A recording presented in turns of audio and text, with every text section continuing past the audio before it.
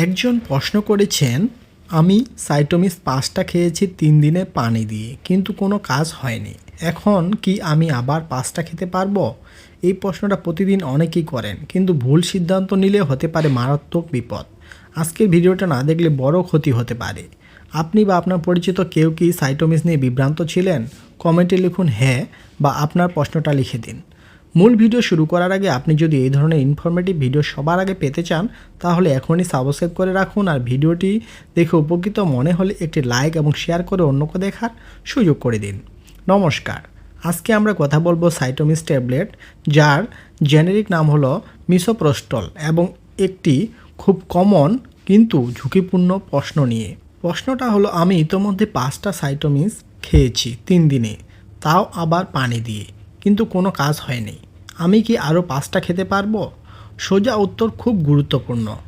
না, নিজে নিজে আবার 5টা খাওয়া একদমই ঠিক না। এই ওষুধটি সাধারণ পেইন কিলার বা গ্যাস্ট্রিকের ওষুধ না, যে ইচ্ছে মতো খাওয়া যাবে।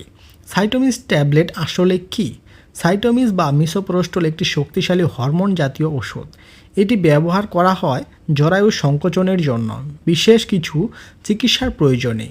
ভুল ডোজ, ভুল সময়, ভুল পদ্ধতিতে খেলে এটি গুরুতর রক্তক্ষরণ পর্যন্ত ঘটাতে পারে। কেন কাজ হয়নি? অনেক সময় কাজ না হওয়ার কারণ হতে পারে গর্ভের সময়কাল বেশি হওয়া, ভুল ডোজ বা ভুল ব্যবধান, ভুল পদ্ধতিতে খাওয়া, শরীরের ভিন্ন রিয়াকশন। কিন্তু এর মানে এই না আরও বেশি খেলে কাজ হবে, বরং উল্টোটা হতে পারে। নিজে নিজে আবার খেলে কি হতে পারে? অতিরিক্ত রক্তপাত হতে পারে, তীব্র পেট ব্যথা, ইনফেকশন, জরায়ুতে মারাত্মক ক্ষতি, এমনকি হাসপাতালে ভর্তি হওয়ার প্রয়োজন হতে পারে। এগুলো কিন্তু বাস্তব ঘটনা। এখন সঠিক সিদ্ধান্ত কি? এই অবস্থা একটাই সঠিক কাজ, যত দ্রুত সম্ভব রেজিস্টার্ড ডাক্তার বা গাইনি বিশেষজ্ঞের সাথে যোগাযোগ করা।